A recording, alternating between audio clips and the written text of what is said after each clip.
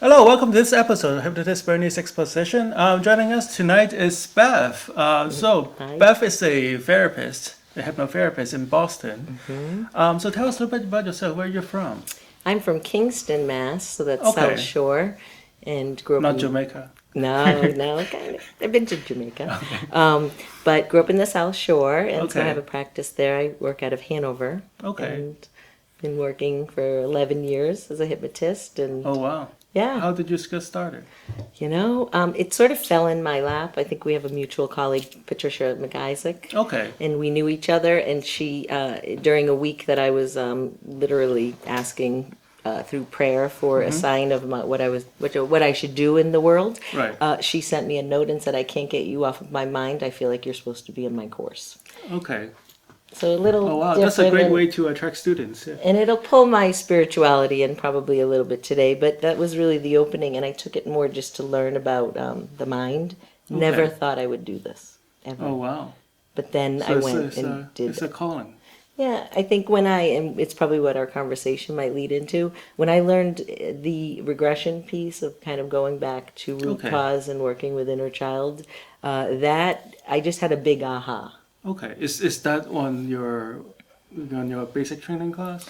Yeah, actually, it was beyond. It was beyond. I went first. Okay. I went to Cal Banyan, and I Okay. did 5 path and 7 path, and then I actually did Jerry Kynes. Okay. There's more and more path on Yeah, to, I found it interesting. I did Omni hypnosis graduation just because of just the respect for Jerry Kine too, and just wanted Okay. to learn from him. But I guess I just love. So you did it with Jerry in Florida. Actually, I did his online. Okay. But I've done a lot of courses with that's Jerry great, when I yeah. see him, and I think that even when I'm working on a clinical issue, I'm usually working with the younger part of us that's holding old belief systems. Okay. So I end up doing inner child or just loving that, helping people love that part of themselves, and that seems to shift the beliefs. So when you say inner child, is that like a metaphorical or is it have to be like a real experience in It the could child? probably be all, but from the training that as I learned the subconscious mind for the first 8 years of our life, everything comes in as truth. So even if your family did a fabulous job with you when they went to push you away from a stove, it went in as I'm a bad boy or I did something wrong, or when you went to school and were handed your papers and you had X's on it, you might have said, "Oh, I'm to be perfect in everything." And over the years, those beliefs built. And about maybe 8 to 10 years old, the filter comes in that maybe the child doesn't believe as much, but a lot of those beliefs are already compounded and they Right. become stronger and stronger and stronger. So I've just found, and I also have an elementary teaching degree, so maybe I Okay. like working with children, that even though I'm working with an adult, I'm really working with that wounded child or the child who picked up a belief about themselves that really wasn't the truth. Okay. Or developed it now, the science that beliefs are in our DNA. Okay. You heard that one? Yes. That we yes, have I did, 7 yeah. generations of belief systems in our DNA. Uh-huh. I mean, that's astounding, isn't that? Does it Five, have to be- 600 years worth of our family's belief Is systems. it your family or it's like a universal So imprint? you have 7 generations of grandmothers, grandfathers, belief systems, and then supposedly 7 generations forward should you Okay. have children. So when you're healing, you're actually healing DNA in your family. It's Oh, wow. shifting. So Oh, I wow. find That's that, great. that even if a child was raised in a beautiful situation, they may be holding on to a belief system from World War II, from a grandparent that they never even met. It's very interesting. So So- what kind of cases does you usually work with? Every- Like what works best with a inner child therapy? I think I love it so much that I add it to everything, Okay. even at the end, just to honor that part of them to love. What do I find it works best with? Definitely confidence and all sorts of stuff. Food issues, I would say. A child Okay. who is using food as a reward because they went to birthday parties and they were celebrating around that, and they don't realize that they're looking for that moment back. Okay. So all depends. But it seems to come up even if I do past life regression as well. Okay. and I run a lot of groups, and I still add that in the end. And many people come over to me and said, I came for that more than I did the past life. So Okay. people just seem to embrace it. That's true. A lot of times the client don't really know what they want. They may have read something online and then, I think this is what I want. But when you present them with other options, They just they're open-minded. they're open-minded, and I have found that that it's harder to be mad at a child than it is an adult. So I just found that doorway over the years in my practice has been a very natural way for me to get a person to start to love themselves, or to open their mind to the belief systems that it's harder to be mean to a child than it is looking in a mirror at yourself. That's true. So that's really been my niche, Right. that I find. I've walked by in a supermarket and a woman's tapped her heart and just smiled at me as she walked by, and I knew she had her inner child in there. She didn't want to talk to me. Okay. We didn't need to know, but it was like an acknowledgement, and I've just received that feedback that I believe it's a soul retrieval, in a sense. It's bringing them home. That's great. So, That's very interesting. Yeah. So you want to bring a little part of you home, that piece of, yeah. So, that child that's still out there wandering. So Beth has been very generous to offer a session to show us how this is done. Sure. So earlier we have talked a little bit about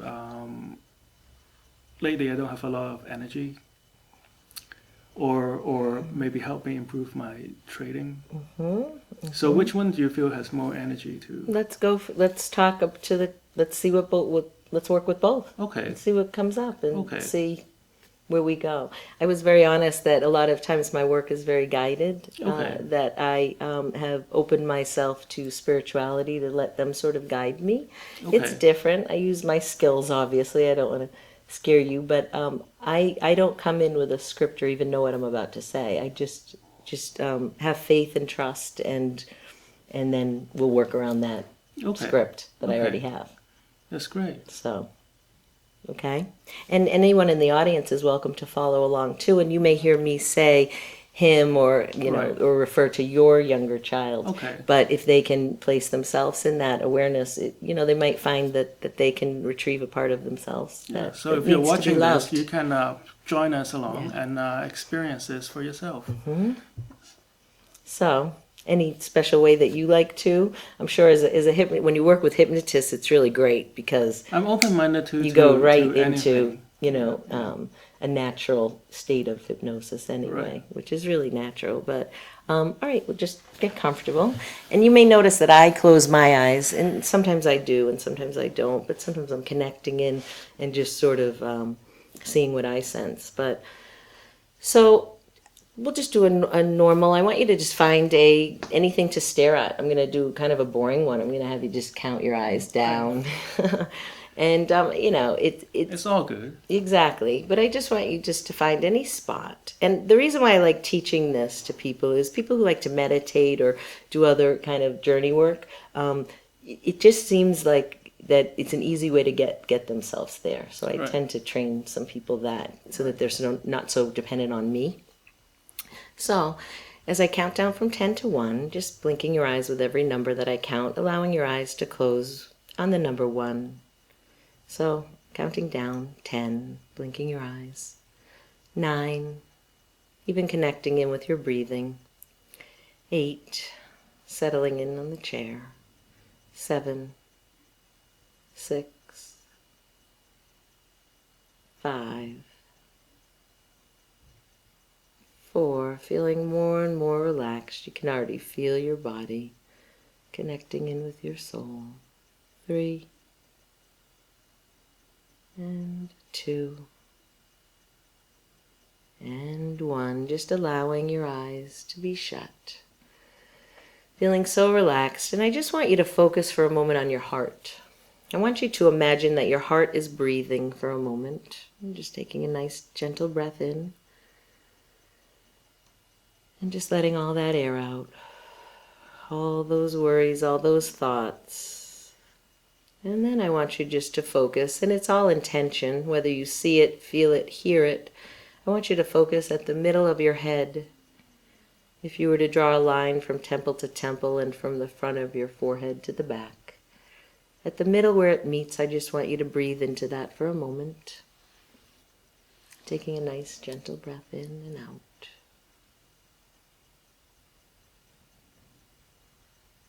And then I want you to place your awareness a foot above your head. I want you to imagine that there's 3 energy centers, or chakras some people call it, above your head.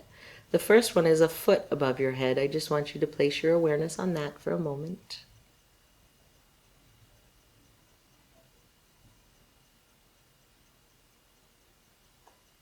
And then I want you to imagine another foot above there is another energy center, and I just want you to place your awareness there for a moment.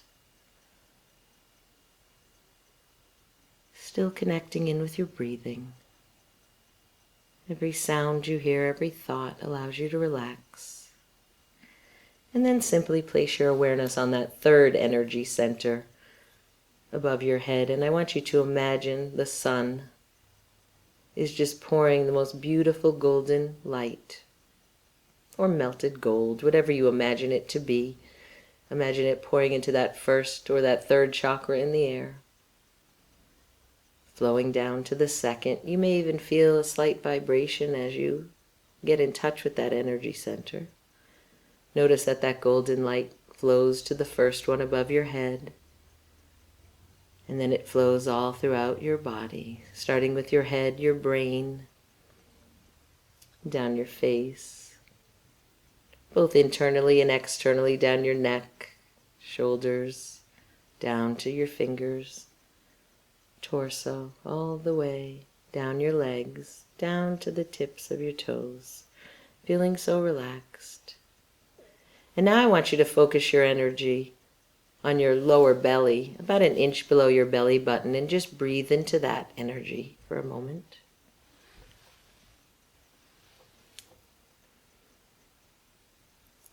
Then I want you to imagine that that beautiful golden energy flows right out your feet into the ground, connecting you to the earth. For a moment ago we connected with the universe, the stars, whatever your belief system is. And now I want you to notice as you begin to connect with the earth, and I want you to imagine that you go right into the earth, down through the dirt, rock, all the way down to the 1st energy center below your feet, just like the top 3.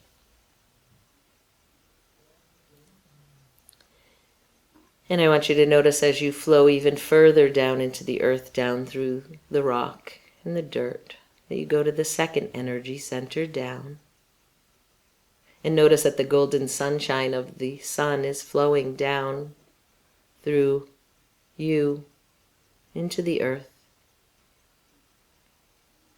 And notice as you go further and further down to that 3rd one, right above the earth's core, that you connect in with the earth where so much grows. I mean, you need to be on the earth and in the ground to grow things. And although we're doing work and experiencing spirit, as I call it, it's also important to be connected down to the earth. So notice as the earth's core begins to flow up that energy, whether it be red or green or brown or whatever you sense. You may not sense a color, but allow that to flow up through that 3rd chakra, through the 2nd, through the 1st, through your feet, mixing with that golden energy flowing throughout your entire body. And as long as it feels comfortable to you, just simply say, I connect with the earth. And in a moment, as I snap my fingers, I want you to imagine yourself in a peaceful place. Allow it to be any place that you like. Maybe it's a mountain or a beach. Allow it to be outside if you can. And in a moment, I'll ask you where that is so I have a sense of where you are. But as I snap my fingers, place yourself in a beautiful place outdoors. Make it a perfect day for you. And just describe, where is that place so I have a sense? It's on a mountain. Beautiful. Then where are you on that mountain? It's like a path. Beautiful. And what do you sense you to be like on that? Because that's the authentic you. I want you to get in touch with that. And if you haven't noticed that already, in a moment as I snap my fingers, there he is. It's the real you, who you were before. Maybe many of the belief systems came in. And that's you. What do you sense yourself to be if you choose to share? You notice you're confident, secure. What do you sense? So I'm riding on a bike. Beautiful. The air is very fresh. Beautiful. How old do you think you are? About 18 or 20. So an adult. In a moment, I want you to notice that he finds a place to bring that bike. He just knows exactly where to go. And in a moment, I want you to notice that the younger part of you, the child that is 10 years old or younger, shows up to meet that 18, 20-year-old. In a moment, as I snap my fingers, there he is. Do you sense him? Mm-hmm. How old is he? Maybe 8. Beautiful. And I want you to just allow that 8-year-old little boy, and notice that the 18-year-old or 20-year-old you figures out a place to put his bike. And notice that they just connect. And it's like maybe they don't really realize they know each other, but they do. They're a part of each other. And then I want you to notice that you, the adult part of you, the authentic you, the person that you choose to be in this lifetime, the person who wants that energy, maybe has all that success with day trading, is really good at it, just confident. In a moment, I want you to notice that the authentic adult part of you shows up with the 18-year-old and the 8-year-old of you. In a moment, as I snap my fingers, there he is. There you are. What do you notice about you?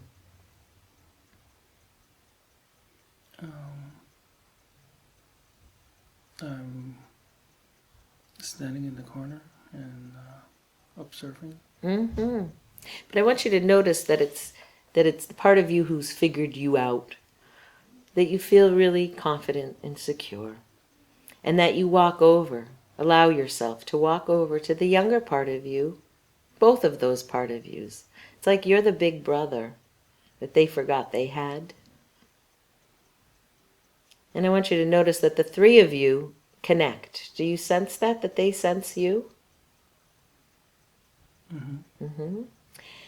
And what do you sense about them? If you were to observe them, what's that 18-year-old? And you don't have to share anything you don't choose to share, but what is that 18-year-old? What do you sense about him?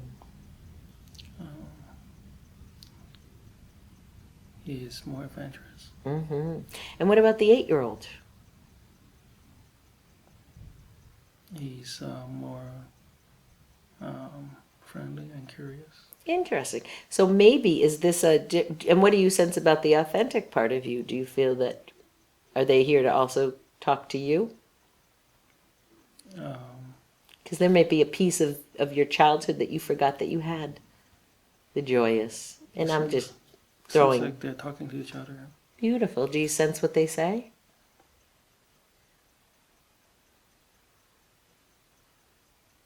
Not at this moment. That's okay.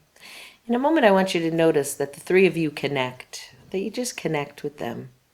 And I want you to imagine that you even find a space, as long as it's comfortable, to sit down at that mountain. And I want you to notice, as you notice that 8-year-old and that 18-year-old, that you think about all they have to go through to get to be you. What they have to learn, what belief systems they have been taught by their family, what they need to leave behind as an adult that maybe they've decided no longer serves them. But the point is, in this moment, I want you to sense you as having this knowledge about life. Like you figured it out. You've cleared out anything that you've chosen to clear out. And I want you just to be across from both of them. And I want you even just to tell them, even if it's internally, I believe in you both. There's nothing you can't do. You can day trade, and you can do it well. You have the right to success. And money is simply is an energy form, and the more money we have, the more we can help put it out to the universe, save for ourselves. So success is your inherent right, and you both deserve success. And I believe in you. And I offer you here on this mountain to leave any sadness, guilt, anger, anything that you've picked up along the way to get to me, because that's what human beings do. That's part of the journey. But it's time for you to come back with me and to know that you'll always be safe, you'll always be protected, and you don't have to worry about anything. And your energy will start to come back. And the more that you tap into yourselves and play and be joyous, and how did you describe them? You thought they were adventurous. What were some of the words that you found about them? The younger self is more curious. He's curious. That was the word you said. So is it okay that they give you some of that as well? So as much as you're giving them serenity and peace and just knowing that they have this love of you, that they're supported no matter what they do, and that they'll just always be safe. They just have to hang out and have fun. They don't have to worry. They don't have to struggle for you anymore. They just have to enjoy. So is that all right? Mm-hmm. Beautiful.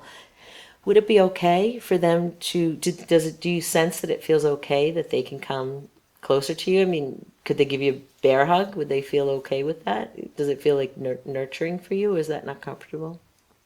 It still feels a little bit distant. Mm-hmm. And that's okay. So would you offer them that they can walk by you if they don't want to merge or come back with you yet, or if you're not both in that place? Is it okay that they walk energetically by you? And that they support you, and that they can be there for you. We're ending for today, but I just want to, and I know you've probably heard this metaphor before, but I like to tell everyone the butterfly metaphor, because I think it's so profound, and I want you and those young boys within you, those amazing young men who came here in this body to have this experience. I mean, look what all that journey that they have to get through to get to you. And I want you to think about that. A butterfly also has a journey. A caterpillar has a cocoon wrapped around it. And one day there was a man who was walking in the woods. He was a solo backpack hiker. He would go out a good 10 hours and come back at the end of the day. This is what he did for his hobby. And he had seen all kinds of things in nature over the years. But on this day when he was walking, he saw a butterfly cocoon coming down from a tree. He couldn't believe it. He could see it, the little caterpillar sticking its head out. It was like a Houdini in a blanket. He was so excited that he gave up his big hike, and he kept coming back to that cocoon. And every few hours he'd walk back towards that. And he noticed that the caterpillar was getting quieter during the day. It wasn't as vigorous. And by the end of the day when he came back, he noticed that it was completely still. Something told him that that there was something wrong. He went up to it and he gave it a good poke. Nothing. Didn't move. In an instant he ran to his backpack, and he took out a pocket knife, and he gently cut that cocoon around that butterfly and put it right in his hand, and he started rubbing it. He tried everything he could, and he noticed the little legs started to move. He was so excited, and he put that caterpillar back, and he noticed that it looked like a caterpillar with heavy wings. As a matter of fact, it looked like a moth beaten up by a storm. It didn't have the beautiful wings that a butterfly would normally have. And as he put it on the ground and he watched it struggling and pulling its heavy wings away, he wondered if he had made a mistake by messing with nature. And in his kindness, but also his ignorance, he had. Because nature has a plan for butterflies.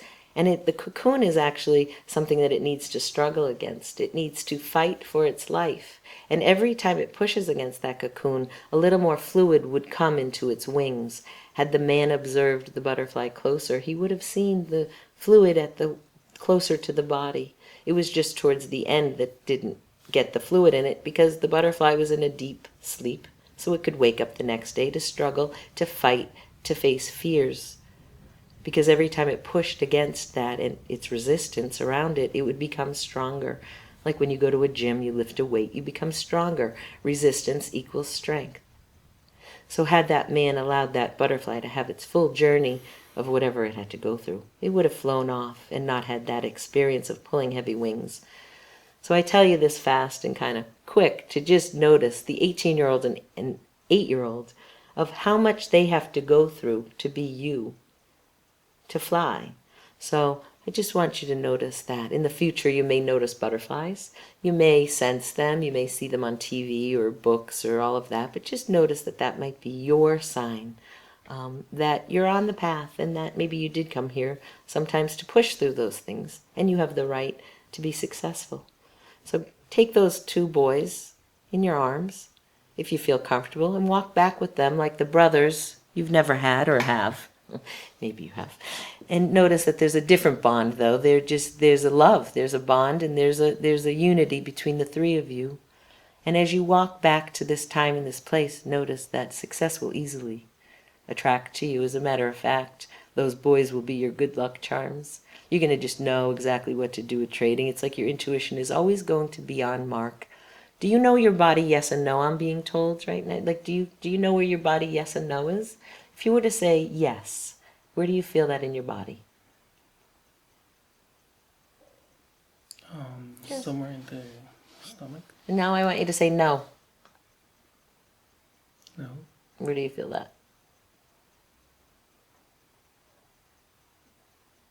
I guess on this side. Okay. I want you to say your name. Say, my name is... My name is Bernard. Now, where do you feel that? In the throat. Okay. And now say another name that's not your name. My name is John. Where do you sense that? Like around here. So play with that and notice your body already has the answers of what to trade. And when you figure out your body yes and no, and they may be some of your signals that you just sensed, you could say, is this a good for me? Your body will tell you. It already knows. So just kind of bringing that in. In a moment, I want you just to notice that you connect back in with this room. And I'm going to gently count up from 1 to 10 and connecting back in and allowing yourself all the time you need to open your eyes, but if you can, open them on 10. But when you do, don't pop them open. Just allow yourself to breathe your eyes open in this room. 1, already remembering the room you're in. 2, remembering those incredible children within you. Beautiful, kind, good men and young boy with so much future and hope in you and with you. 2, 3, 4, maybe even wanting to stretch or move. 5, noticing that everything is integrating beautifully in here. You're going to notice that your energy starts to build. 6, even if you work in the ground, sometimes you might notice that your energy, with some of that meditation we did, might help you. 7, 8, 9, and on the next count, just gently breathing your eyes open. 10. Taking all the time you need to kind of connect back in, and I went It's good. It's all a few good. minutes over. Well, thank you so I much for the tried. demonstration. You're welcome. Yeah, and hopefully we can have you back in a Yeah. few weeks, and then we can talk more about this. That's great. This is Hypnotist Bernie's Exposition. Join us next week on CCTV Channel 9, Cambridge.